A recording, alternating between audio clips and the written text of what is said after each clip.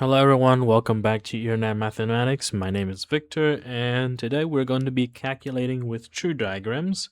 And in the last video we built this specific tree diagram for flipping a coin twice. We found 4 outcomes, each with a 1 in 4 chance, and today we're using it to answer probability questions.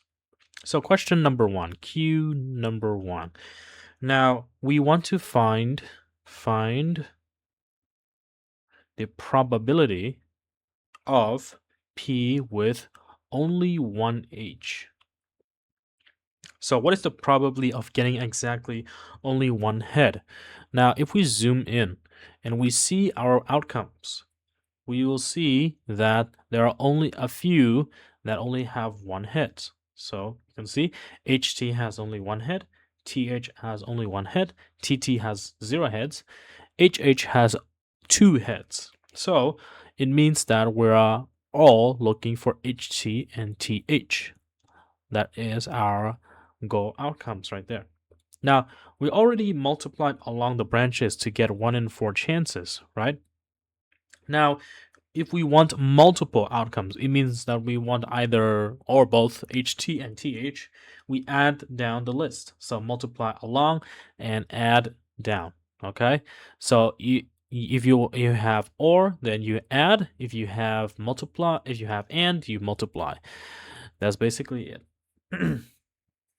So you have here, I'll write P1H. Okay, 1H means that I want a probability of in HT, which is 1 over 4, a probability of TH is also 1 over 4, and I add them all together. And 1/4 plus 1/4 is going to be 2/4, which means 1/2. And so I have my answer right there. The probability of finding exactly only one hits is going to be 1/2. There.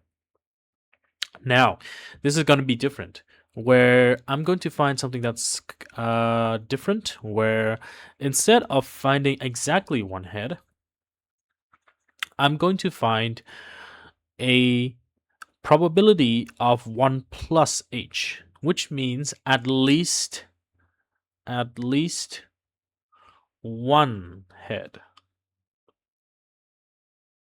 One head, sorry. There you go. So what is the question number 2? If I were to do this, would it be like, what's the probability of getting at least one head? Now, does it include the endpoints? Does at least include exactly 1? Does it include 2? Yes. Does it include 0? No. So it means that we are actually finding for also HH as well, but we're not finding for TT because TT doesn't contain any H, and we just need to find at least one hit. So we add down the list, do the following.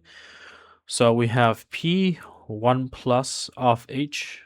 This is my own annotation. This is probably not the official annotation in the exams, but you get the rough idea. So 1/4 over 1/4 plus 1/4. This is going to be 3/4.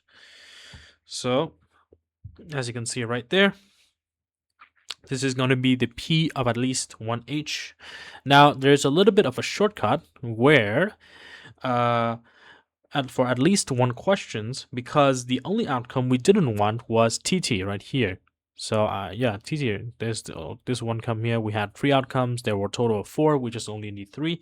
The only outcome we didn't want was TT. So all the probabilities must add to 1.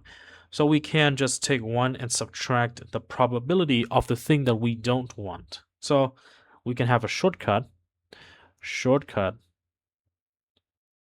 of 1 minus P of XH here. I'll write XH because there's no H. So this is going to be 1 minus 1/4, which is going to give us the same answer of 3/4. This is going to be the same answer, but less adding. Okay, so remember in today's habits, in tree diagrams, remember to multiply along the branches and add down the outcomes. And whenever you see the words at least or more than, ask yourself carefully, does it carry or include any of the endpoints right here as you see? So I'll see you next time. Thanks for watching, and remember this calculating with tree diagrams lesson. Thank you.